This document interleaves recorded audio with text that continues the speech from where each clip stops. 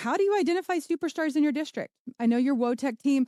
I have to tell you, ladies and gentlemen on the podcast, these people that she's activated, they really are the rock stars in her district. So how did you pick the people that you chose as your superstars on the district?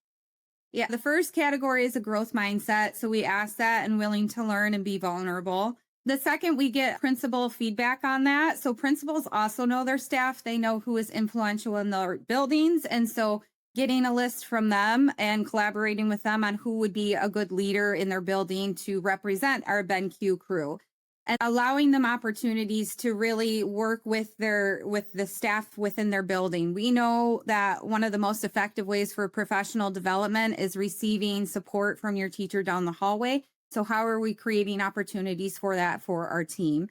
And then for my role as the Director of Instructional Technology, I am mentoring and coaching 30-some teachers who are our EdTech leaders, and I'm pushing on how they're bringing it into the classroom. So I really need to have very good rapport and relationships with those leaders as well.